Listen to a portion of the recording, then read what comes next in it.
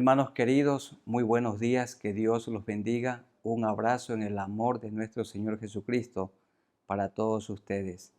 También amigos y hermanos que sintonizan la radio, una alegría que estén sintonizando y unidos para este tiempo de meditación en la palabra del Señor que permanece para siempre. Y en estos días hemos estudiado y estamos estudiando el Evangelio según San Lucas. De los evangelios, que son 4, 2 de ellos, 2 autores fueron testigos oculares y 2 de ellos hicieron una seria investigación para darnos a conocer lo que Jesús dijo e hizo. Los testigos oculares fueron Mateo y Juan, y no fueron testigos presenciales oculares Lucas y también Marcos, que ya estudiamos. Y veamos lo que dice el Evangelio según San Lucas, lo que él hizo para compilar toda la vida de Jesús, lo que dijo, lo que hizo y que él investigó de una manera diligente. Evangelio según San Lucas, el capítulo 1, los versículos 1 al 4, dicen de la siguiente manera: puesto que ya muchos han tratado de poner en orden la historia de las cosas que entre vosotros han sido ciertísimas. ¿Qué cosas? Ciertísimas. Que Dios vino a este mundo. Él es el Hijo del Hombre. Él se hizo como uno de nosotros. Dios se encarnó, tal como nos lo enseñaron los que desde el principio lo vieron con sus ojos y fueron ministros de la palabra. Me ha parecido también a mí, después de haber investigado con diligencia todas las cosas desde su origen, escribírtelas por orden, oh excelentísimo Teófilo, para que conozcas bien la verdad de las cosas en las cuales has sido instruido.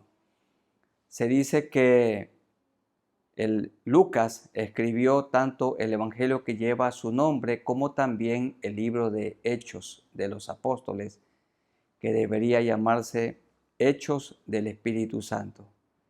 Y Lucas fue un hombre educado, era un erudito, era un investigador, un hombre docto, como dice el versículo 3, que ha investigado con diligencia todas las cosas desde su origen y se las escribió a un gobernante romano y a cada uno de nosotros, ese gobernante llamado Teófilo, que significa amado de Dios, y es un evangelio para cada uno de nosotros.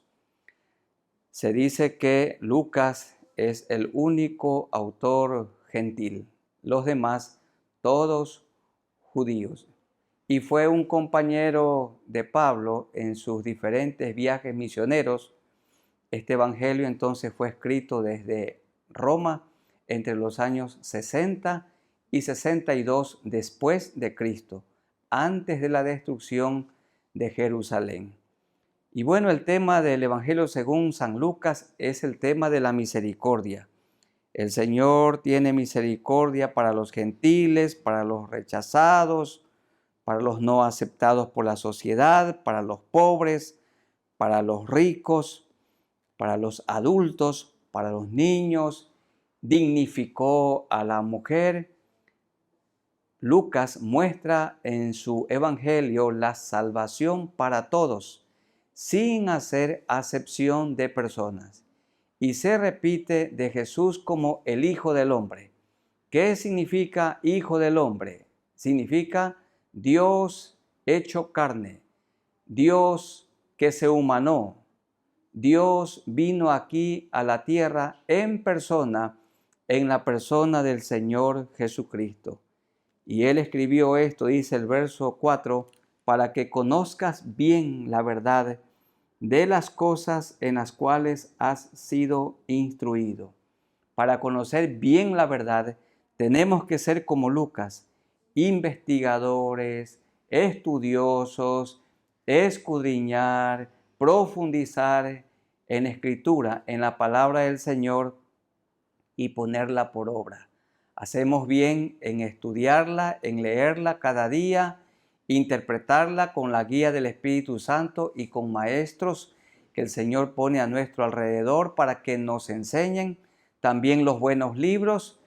Y hay que obedecer lo que la Biblia ordena. La Biblia no tiene sugerencias, sino mandamientos, mandatos, órdenes que debemos nosotros cumplir, obedecer. Entonces, este es el Evangelio según San Lucas. Y vamos a orar en este momento al Señor porque queremos hablar del tema, los imperativos del Evangelio. Los imperativos del Evangelio. Y ahí hablaremos de la predicación de Juan el Bautista, la predicación de nuestro Señor Jesucristo y mi predicación, nuestra predicación. Oremos al Señor. Soberano Señor, soberano Dios, a ti sea la gloria, la honra y el honor. Acompáñanos en esta mañana al meditar en tu palabra, que edifique nuestras vidas y que nos desafíe a vivir como tú viviste aquí en la tierra, a andar como tú anduviste, que todos seamos desafiados a imitarte, porque el verdadero evangelio consiste en vivir como tú viviste y andar como tú anduviste. Señor, que nuestra vida se parezca a ti, porque somos discípulos de Cristo. Háblanos, Señor. Gracias por el evangelio que Jesucristo vino a predicar, las buenas nuevas de salvación y por la vida nueva que en ti tenemos, en el nombre de nuestro Señor Jesucristo. Amén. Quiero que abramos nuestras Biblias en el Evangelio según San Lucas, el capítulo 3, y en los versículos 1 hasta el 18 tenemos la predicación de Juan el Bautista. Primero, el contexto para esta predicación. Su contexto lo encontramos en los versículos 1 al 6, solo del capítulo 3, versículos 1 al 6, que dice de la siguiente manera. Miremos el contexto.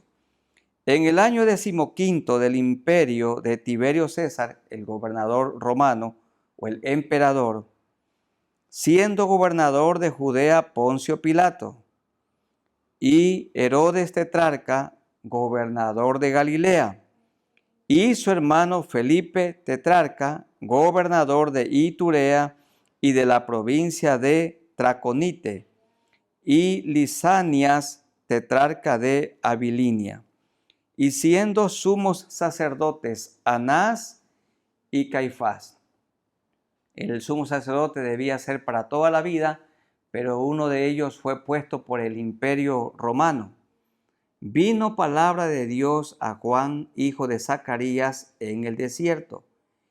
Y él fue por toda la región contigua al Jordán, predicando el bautismo del arrepentimiento para perdón de pecados, como está escrito en el libro de las palabras del profeta Isaías, que dice: voz del que clama en el desierto, preparad el camino del Señor, enderezad sus sendas, todo valle se rellenará y se bajará todo monte y collado. Los caminos torcidos serán enderezados y los caminos ásperos allanados, y verá toda carne la salvación de Dios. En aquellos días, queridos hermanos y amigos, la vida de la gente era como la del desierto, árida, seca. No tenían a Dios en sus corazones. Ciertamente seguían una religión vacía. Pensaban los judíos equivocadamente que por ser descendientes de Adán, esto les daba el aval de ser reconocidos como hijos de Dios. Pero aquí Juan el Bautista, en el desierto, donde mucha gente salió a él, les predicó diciendo que necesitaban arrepentirse, porque no era suficiente ser un descendiente o hijo de Abraham para ser un hijo de Dios. Como muchas personas hoy que piensan que porque siguen una religión o porque su padre o su madre era un fiel o una fiel creyente, entonces por esto tienen derecho al reino de los cielos y tienen derecho de ir al cielo. Pero queridos hermanos y amigos, nosotros no llegamos al cielo por méritos de otros ni por méritos personales, sino por los méritos del Señor Jesucristo.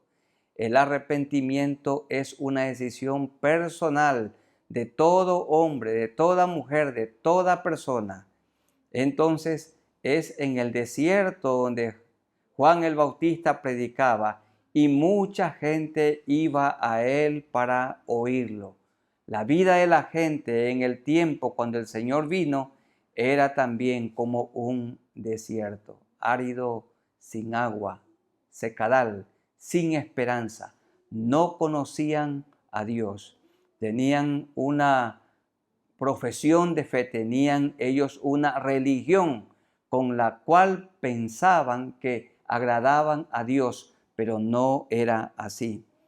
En segundo lugar, Juan el Bautista habló de los frutos del arrepentimiento. Arrepentimiento es una palabra que significa un cambio de la mente, un cambio del corazón y un cambio de la conducta. Arrepentimiento es cambio de vida. Y esto lo tenemos en los versículos 7 al 9.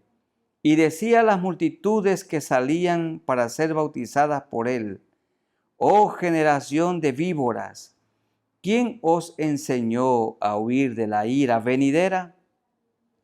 Haced pues frutos dignos de arrepentimiento, y no comencéis a decir dentro de vosotros mismos: tenemos a Abraham por padre, porque os digo que Dios puede levantar hijos a Abraham aún de estas piedras. Y ya también el hacha está puesta a la raíz de los árboles, por tanto, todo árbol que no da buen fruto se corta y se echa en el fuego. ¿Qué quería decir Juan el Bautista cuando les dijo a los que venían a su bautismo, generación de víboras? Bien, Dios dijo que Satanás es la serpiente antigua, la víbora antigua. Y los que son seguidores de Satanás son tratados también como víboras. Hay dos padres espirituales: o Dios el Padre o Satanás el Padre. Y cada persona elige a uno de los dos padres espirituales, o a Dios o a Satanás. Gracias al Señor, ustedes y yo hemos elegido a Cristo como nuestro Padre. Hemos decidido seguir a Cristo, pero la gran mayoría de las personas que habitan este mundo siguen a Satanás. Él es su padre, y el padre de la mentira y del engaño y del pecado y del robo. Y estas personas se parecían a su padre. Por esta razón les dijo Juan, como los profetas duros del Antiguo Testamento: generación de víboras, ¿quién os enseñó a huir de la ira venidera? Haced pues frutos dignos de arrepentimiento. ¿Cuáles son los frutos dignos de arrepentimiento? Cuando un hombre, cuando una mujer es transformado o transformada por el poder de Dios, su vida es diferente. Entonces hay en su amor, hay en su vida amor, gozo, paz, paciencia, benignidad, bondad, fe, mansedumbre, templanza o dominio propio. Una persona arrepentida es una persona que ama, es una persona que perdona, es una persona que dice la verdad, es honesta en sus negocios, en sus estudios, en su empleo. Una persona que se ha arrepentido es una persona fiel a su cónyuge. Deja de ser mezquina y Dios la hace una persona generosa. Es una persona mansa, es una persona humilde, es una persona que tiene fe en Dios, que ha tomado a Jesucristo como su Salvador, como su Maestro y como su modelo a seguir. Ella es una persona arrepentida. Y aquí Juan el Bautista en el desierto predicaba que sus oidores hagan frutos dignos de arrepentimiento. Les dijo, generación de víboras. Procuraba Juan que estas personas que lo oían se arrepientan de todo corazón, se conviertan, que permitan que Dios les cambie su vida, su manera de pensar, que les cambie su corazón, que los cambie a hombres fieles, a mujeres fieles. En tercer lugar, entonces dijeron los grupos que escuchaban a Juan el Bautista, ¿qué haremos? Veamos nosotros 3 grupos de personas. El primero, en los versículos 10 y 11. Y la gente le preguntaba diciendo, entonces, ¿qué haremos? ¿Qué tenía que hacer la gente? Y respondiendo les dijo, el que tiene 2 túnicas, dé al que no tiene, y el que tiene que comer, haga lo mismo. ¿Qué haremos? Aquí el Señor está diciendo, o aquí Juan el Bautista está diciendo, como lo dijo también el Señor al joven rico, anda, vende lo que tienes y reparte a los pobres. Aquí Juan el Bautista está enseñando la generosidad. El que tiene, comparta con el que no tiene. Parece pequeño y fácil, pero es fuerte lo que Juan está diciendo aquí. Por ejemplo, la mucha obesidad demuestra que comemos más de lo que debemos. Bien podemos compartir con la gente que padece necesidad. Nosotros también tenemos llenos nuestros armarios de ropa que no usamos, que no necesitamos, y hay tanta gente desnuda que no tienen que ponerse y podemos compartir. En este pasaje Juan el Bautista está promoviendo la generosidad. El que tiene 2 túnicas, dé al que no tiene, y el que tiene que comer, haga lo mismo. El que tiene mucho, comparta con el que tiene poco. Y el que tiene poco, comparta con el que no tiene nada. En estos días vivimos momentos de escasez, de estrechez. Y el Señor dijo que a los pobres siempre los tendréis. Y siempre ellos son un objetivo para poder compartir. Queridos hermanos, cuando compartimos, cuando repartimos, cuando contribuimos con nuestros diezmos, ofrendas, promesas, una parte de esto que damos es para repartir a la gente que padece necesidad. Y Juan el Bautista está diciendo aquí a la gente, nos recuerda a nosotros, sean generosos. A un segundo grupo, verso 12. Vinieron también unos publicanos para ser bautizados y le dijeron, Maestro, ¿qué haremos? Siempre la pregunta, ¿qué haremos? Él les dijo, no exijáis más de lo que está ordenado.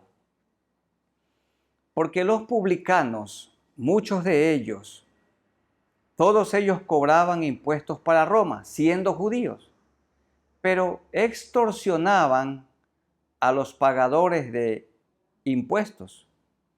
Por ejemplo, a una persona que debía pagar $100, ellos le cobraban $200. 100 para el gobierno de Roma y 100 para su bolsillo. Y esto no estaba bien. Juan el Bautista les dice, sean honestos.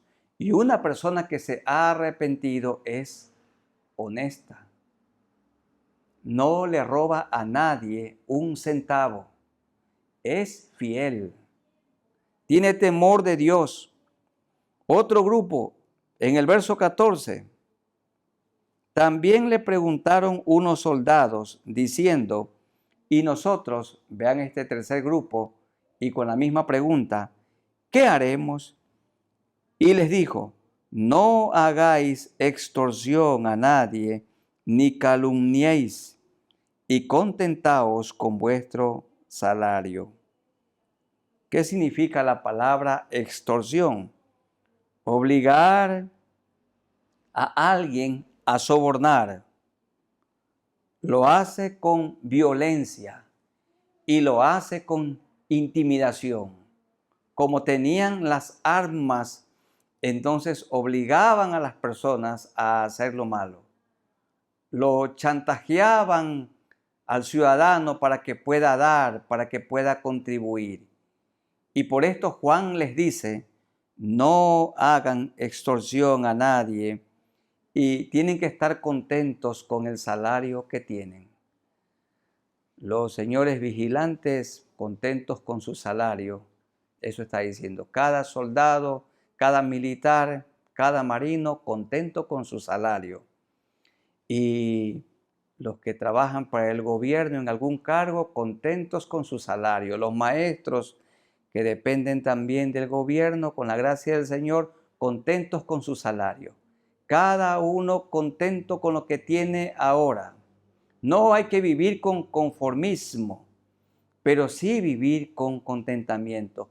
Ahora que tenemos poco, contentos, y cuando el Señor nos dé mucho, también contentos de igual manera. Que cada uno esté agradecido delante del Señor. Y en cuarto lugar, en este pasaje, Juan el Bautista habló de uno que era más poderoso que él y que vendría, el Señor Jesucristo, en los versículos 15 al 18, que dicen de la siguiente manera. Como el pueblo estaba en expectativa, preguntándose todos en sus corazones si acaso Juan sería el Cristo, respondió Juan diciendo a todos, yo a la verdad os bautizo en agua, pero viene uno más poderoso que yo, de quien no soy digno de desatar la correa de su calzado. Él os bautizará en Espíritu Santo y fuego. Su aventador está en su mano y limpiará su era y recogerá el trigo en su granero y quemará la paja en fuego que nunca se apagará. Con estas y otras muchas exhortaciones anunciaba las buenas nuevas al pueblo. Buenas nuevas es evangelio. Juan el Bautista, humilde. Dice un autor llamado William Barclay que Juan el Bautista era únicamente un dedo señalando al Señor Jesucristo. Juan el Bautista lo que hizo fue descorrer la cortina, el velo, para que Cristo se vea en el centro, en el trono. Y estos somos nosotros, ustedes y yo, solamente un dedo apuntando a Cristo, una mano señalándolo a Él, para que la gente quite su mirada de nosotros y ponga su mirada en Jesús. Porque los que ponen su mirada en los hombres pronto se pueden decepcionar, pero los que tenemos fija la mirada en Cristo, Él nunca nos dejará ni nos decepcionará. En este pasaje también Juan el Bautista habla de dos grupos de personas. El trigo que es pesado y cae en la lona, y la paja que se lleva el viento. El trigo es recogido y va con el Señor al cielo, pero la paja será quemada, dice, en un fuego que nunca se apagará, en el verso 17. Juan el Bautista está hablando de dos lugares eternos. El cielo eterno con Cristo y el infierno eterno con Satanás. Las personas que nos hemos arrepentido, vamos al cielo eterno con Cristo. Las que no se han arrepentido y no se van a arrepentir, van al fuego eterno también con Satanás. Cada persona, mientras vive aquí en la tierra, decide dónde quiere pasar la eternidad. Este es el mensaje de Juan el Bautista. Él invitó a la gente con todo su corazón para que se arrepientan de sus pecados. Unos lo hicieron con fidelidad, otros siguieron viviendo en sus delitos y pecados.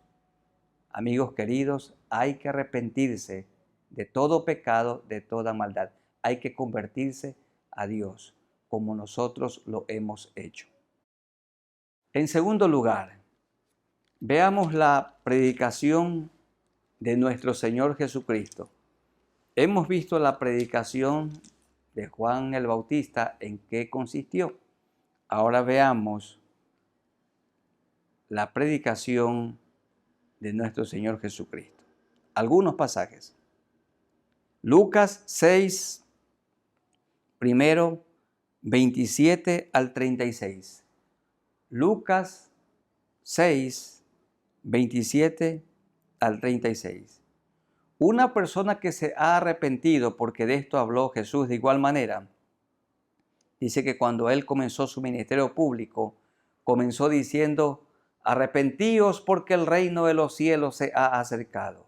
Dios mismo en persona vino del cielo a esta tierra para que la gente lo conozca, lo ame, lo siga, lo admire, lo adore. Y leamos 27 al 36 de Lucas 6. Pero a vosotros los que oís, os digo, amad a vuestros enemigos. Esto hace una persona arrepentida. Haced bien, son imperativos.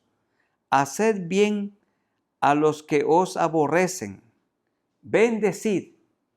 Hermanos, no son sugerencias, son mandatos. Bendecid a los que os maldicen y orad por los que os calumnian.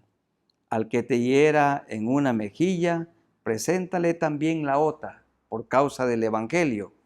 Y al que te quite la capa, el que te quite el saco, ni aun la túnica, la camisa, niegues. A cualquiera que te pida, dale, si tenemos cómo hacerlo. Y al que tome lo que es tuyo, no pidas que te lo devuelva. Y como queréis que hagan los hombres con vosotros, así también haced vosotros con ellos. No le hagas a otros lo que los otros no quieres que te hagan a ti, sino hazle a otros lo que otros tú quisieras que te hagan a ti. Y seguimos leyendo. Verso 32. Porque si amáis a los que os aman, ¿qué mérito tenéis? Porque también los pecadores aman a los que los aman. Y si hacéis bien a los que os hacen bien, ¿qué mérito tenéis? Porque también los pecadores hacen lo mismo. Y si prestáis a aquellos de quienes esperáis recibir, ¿qué mérito tenéis? Porque también los pecadores prestan a los pecadores para recibir otro tanto con los crecidos intereses. Porque la Biblia así enseña el prestar a la persona necesitada con 0% de interés. Y versículo 35, amad pues a vuestros enemigos. Imperativo. Imperativo es orden, modo imperativo. Amad, orden. Amad pues a vuestros enemigos. Les ordeno que hagan bien. Les ordeno prestar y prestad, no esperando de ello nada, y será vuestro galardón grande, y seréis hijos del Altísimo, porque Él es benigno para con los ingratos y malos. Sed pues misericordiosos, este es el tema de Lucas, como también vuestro Padre es misericordioso. En el Evangelio según San Mateo, en el Sermón del Monte, que aquí Lucas está también tomando como referencia, tenemos que aprender de nuestro Dios. Él hace llover sobre el terreno de la gente buena, los que le conocen a Él y lo adoran, y también hace llover sobre el terreno de los ateos. Él envía su aire, el aire lo respiramos, los que lo conocemos y también las personas que lo rechazan. Y Él hace caer su sol sobre la gente buena y también sobre la gente mala. Y si Dios hace lo bueno a aquellos que se han hecho sus enemigos, nosotros debemos obrar de igual manera. Amada Iglesia del Señor, una prueba inequívoca que nosotros le pertenecemos a Cristo es que somos capaces, estamos capacitados por Dios para amar a nuestros enemigos, aquellas personas que se han hecho nuestros adversarios por la causa de Cristo.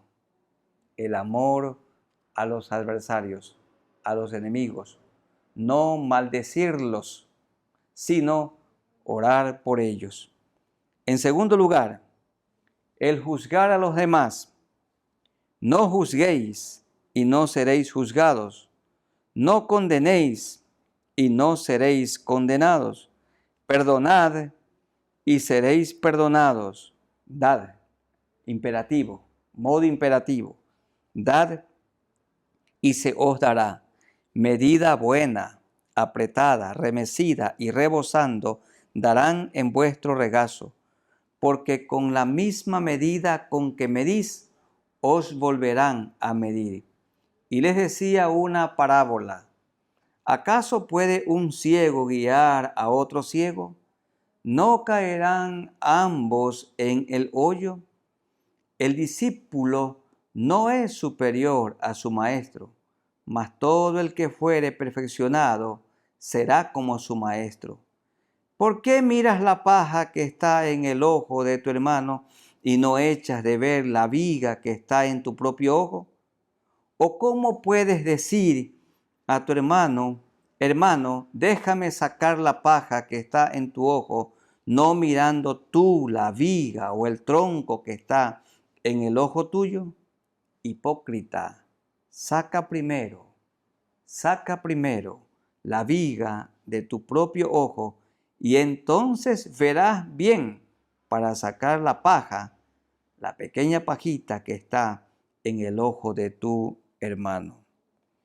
Esto de juzgar a los demás, Dios quiere que nosotros no formemos opiniones de las personas según la apariencia, porque podemos juzgar a una persona callada, introvertida, la podemos juzgar como si fuera déspota y orgullosa. Entonces eso no es bueno, porque Dios no juzga de acuerdo a la apariencia. Dios conoce el corazón. No nos apresuremos, no hagamos nosotros juicio de las personas que nos rodean. Nosotros no sabemos si una persona, por su manera de vivir, realmente conoce al Señor o no. Conocemos por sus frutos, pero quien verdaderamente conoce en su totalidad es nuestro Señor, porque Él conoce los pensamientos y las intenciones del corazón.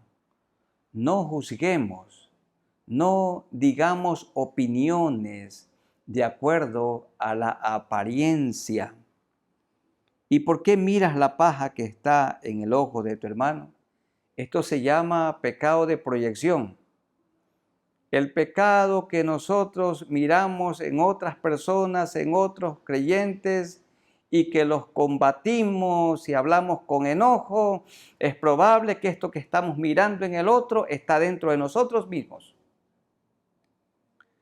Me ha tocado comprobar en algunas ocasiones cuando se está disciplinando a alguna persona, entonces el grupo que le está aplicando una disciplina a un creyente, hay alguien que lo juzga y lo señala con dureza.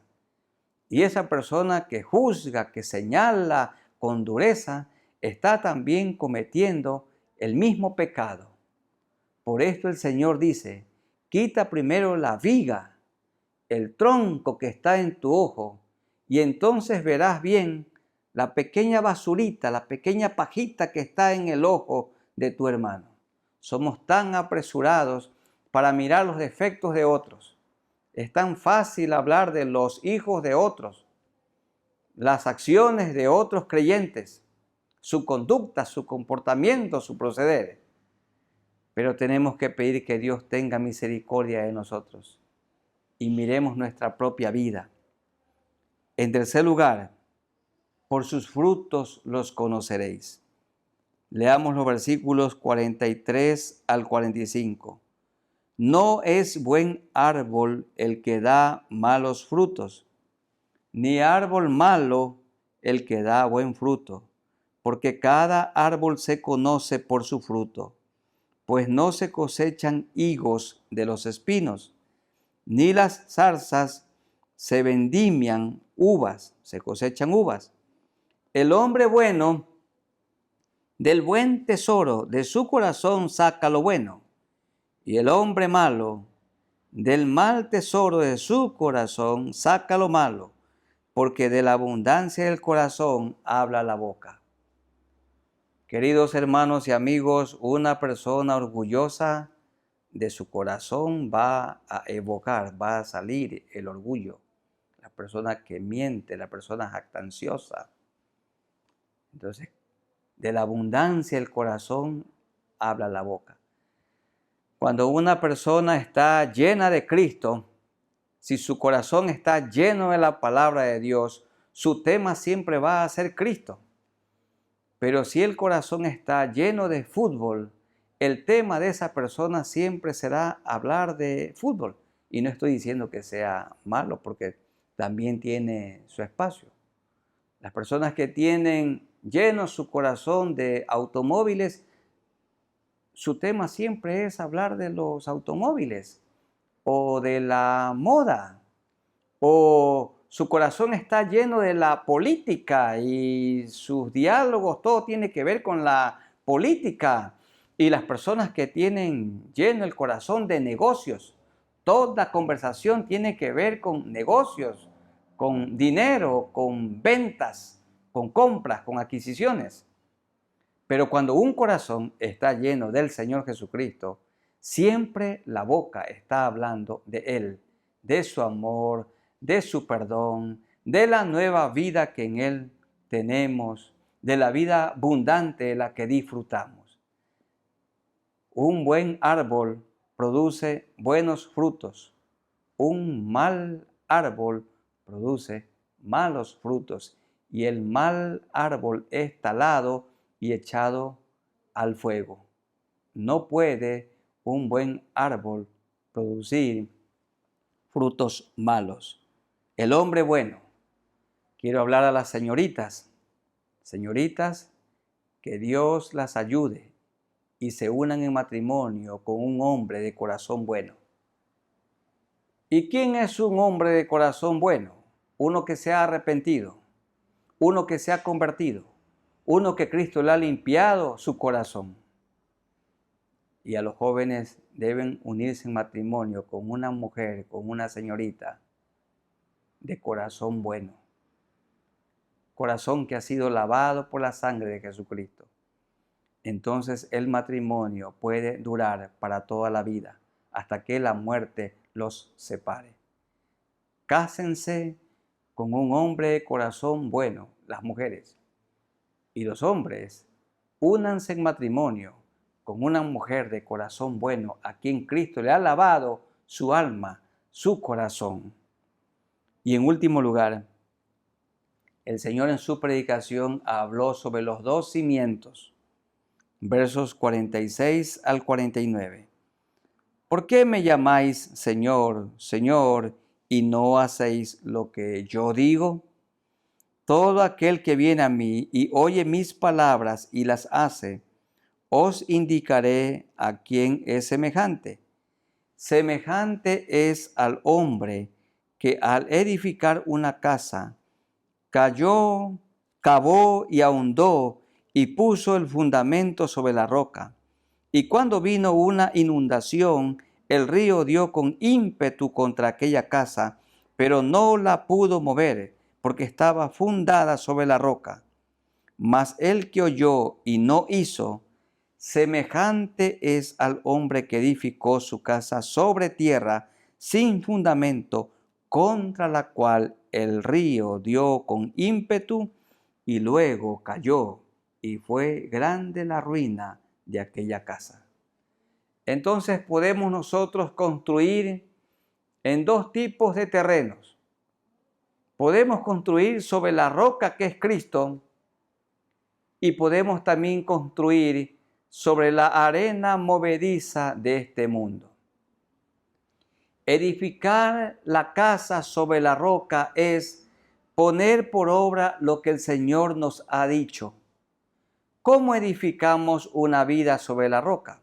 Un hogar sobre la roca, amando a los enemigos, no juzgando de acuerdo a la apariencia, produciendo frutos dignos de arrepentimiento, siendo generosos, misericordiosos, orando por nuestros adversarios, mostrando en todo momento que Cristo vive dentro de nosotros. Cada creyente es un agente de cambio, un agente de transformación. Allí donde trabaja, allí donde labora, influye con la vida abundante de Cristo Jesús. Entonces, vivir como Jesucristo es edificar la casa sobre la roca. Pero no vivir como Jesucristo, vivir de acuerdo al modelo del mundo, siguiendo el estilo de vida de este mundo. Esto es edificar la casa sobre la arena. Y entonces cuando viene el río con ímpetu, hace que la casa se caiga. Pero los que hemos sido cimentados en Cristo Jesús, permanecemos y permanecemos para siempre. Y en tercer lugar y en último lugar, su predicación, hermanos, mi predicación. Hay dos maneras de predicar el Evangelio. Predicamos el Evangelio del Señor Jesucristo con nuestra vida cambiada, con nuestra vida transformada. Es un poderoso testimonio al mundo que Cristo vive dentro de nosotros. Y también tenemos que predicar con nuestra boca. Decirle a las personas que tienen que arrepentirse de sus pecados, tienen que confesar sus pecados. Y Cristo los perdona y los lava con su sangre cuando nosotros les presentamos al Salvador, al único Salvador, nuestro Señor Jesucristo. Queridos hermanos, Juan el Bautista predicó el Evangelio fielmente, el Evangelio del arrepentimiento, y también nuestro Señor Jesucristo predicó el Evangelio del arrepentimiento. Y Juan el Bautista y Cristo enseñaron que en nuestra vida tiene que haber frutos dignos de arrepentimiento. ¿Cómo podemos saber que una persona genuinamente conoce al Señor? ¿Cómo sabemos? Por sus frutos. Porque Él dijo, por sus frutos los conoceréis. Y una persona que ha conocido a Cristo habla de Él, no puede callar, cumple la gran comisión que es predicar el Evangelio del Señor Jesucristo. También es enseñar la palabra del Señor para que la persona cada día se parezca más a Él. Amada Iglesia del Señor, prediquemos el Evangelio del Señor Jesucristo. Vivamos el Evangelio del Señor Jesucristo. que las personas, que la comunidad en medio de la cual vivimos puedan ver que nos hemos vuelto al Señor, puedan ver nuestra vida cambiada. Vamos orando al Señor para que Él nos ayude y tengamos un testimonio fiel. Y oremos también por nuestros amigos para que se conviertan a Él. Oremos a nuestro Señor. Soberano Señor, a ti nos acercamos por medio de nuestro Señor Jesucristo, guiados por el Santo Espíritu de Dios que vive dentro de nosotros. Ayúdanos, Señor, para que produzcamos continuamente frutos dignos de arrepentimiento, que prediquemos el Evangelio del Reino con nuestra boca, pero de una manera tan especial con nuestra vida, porque la palabra dice que sin santidad nadie verá al Señor. Que se vea que nos hemos vuelto a Dios. Señor, que seamos agentes de cambio, que nos use, Señor, como personas de transformación en medio de la comunidad en la cual vivimos, por medio de la predicación del Evangelio y la vivencia del Evangelio, la práctica del Evangelio. Y oramos, Señor, por nuestros amigos para que se vuelvan a ti de todo corazón como un día nosotros lo hicimos. Amigos queridos, les invito para que confiesen sus pecados. Díganle al Señor: Señor, en esta mañana yo me arrepiento de todos mis pecados. Límpiame con tu sangre que derramaste en la cruz del Calvario. Tú me has dicho, Señor, que hay dos lugares eternos: el cielo contigo y también un lugar de tormento. Yo decido en esta hora ir contigo al cielo. Gracias porque me has perdonado, me has limpiado con tu sangre y me has sellado con tu Santo Espíritu. Ayúdame, Señor, de ahora en adelante a vivir para ti, que pueda disfrutar de esta vida abundante contigo. Gracias por esta salvación que he recibido, que tú me has dado por los méritos de tu muerte en la cruz del Calvario. Señor, gracias por estos nuevos creyentes que puedan poner su mirada en ti y que te puedan imitar. Y ayúdanos, Señor, a todos para que permanezcamos poniendo nuestra mirada, nuestra fe en el Señor Jesucristo. En el nombre del Padre, y del Hijo, y del Santo Espíritu de Dios. Amén. Amada Iglesia, un abrazo para todos ustedes. Queridos amigos, también que el Señor los bendiga y los guarde. Amén.